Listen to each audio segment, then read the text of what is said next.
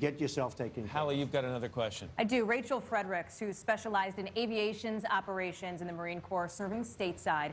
She lost 2 friends to suicide, and you now struggle yourself with PTSD. She's a Republican, but leaning towards you. Still undecided a little bit, too. Rachel, you have a question for Mr. Trump. I do. Mr. Trump, I wanted to ask what your plan will be to stop 20 veterans a day from killing themselves.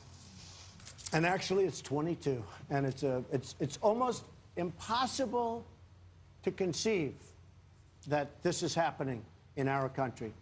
20 to 22 people a day are killing themselves. A lot of it is they're killing themselves over the fact that they're under tremendous pain and they can't see a doctor. We're going to speed up the process. We're going to create a great mental health division. They need help. They need help. They need tremendous help. And we're doing nothing for them.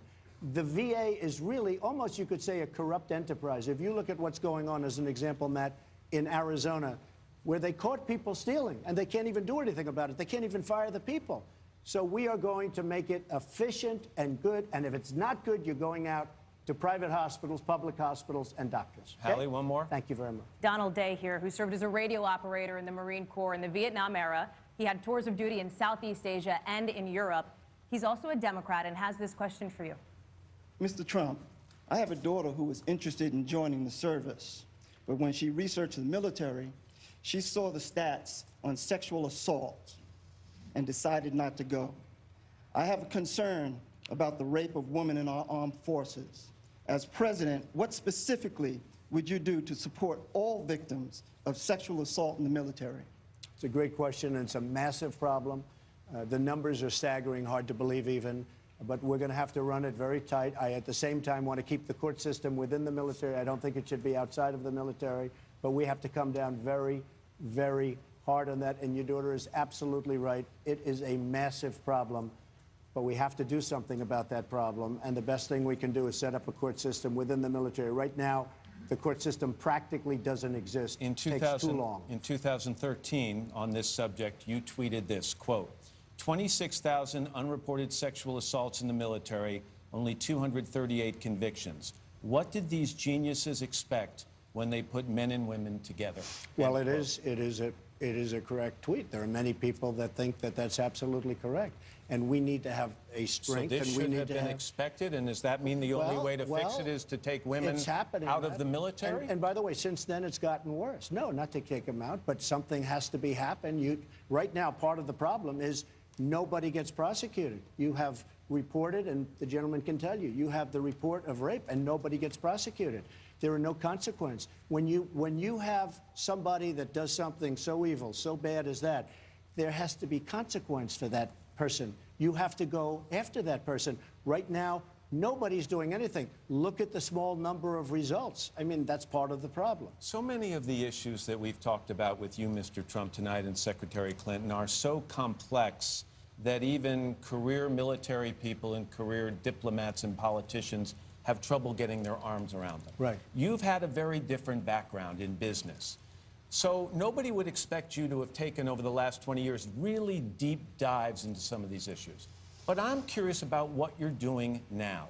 What kind of research are you doing now? What kind of homework are you doing? What kind of things are you reading as you prepare for the day in 2 months where you might be elected the next president of the United States? Well, in the front row, you have 4 generals, you have admirals, we have people all throughout the audience that I'm dealing with.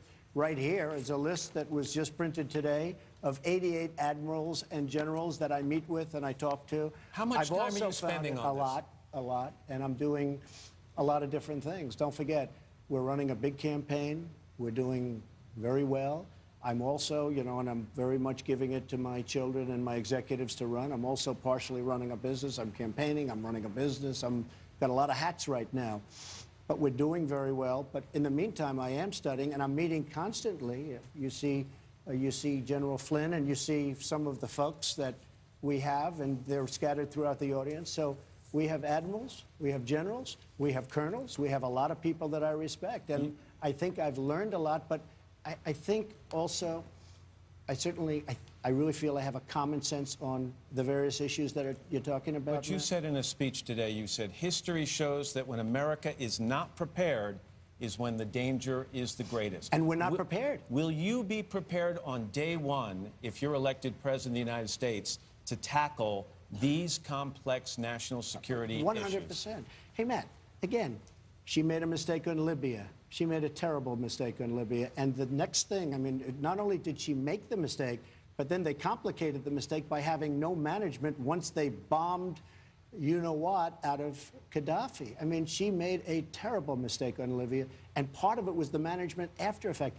I think that we have great management talents, great management skills. And I have to totally prepared. But remember this, I've found this subject and these subjects of interest all of my life, Matt. This hasn't been over the last 14 months.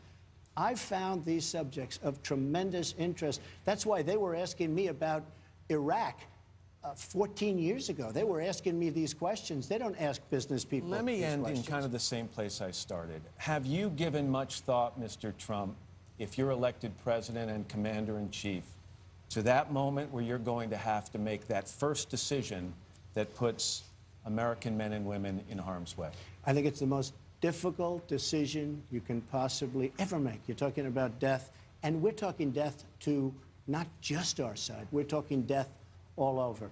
I would be very, very cautious. I think I'd be a lot slower. She has a happy trigger. You look, she votes for the war. But she have goes you into thought Libya. about personally the emotional burden of that I moment? think it's a tremendous burden. I think there is no greater burden than anybody could have.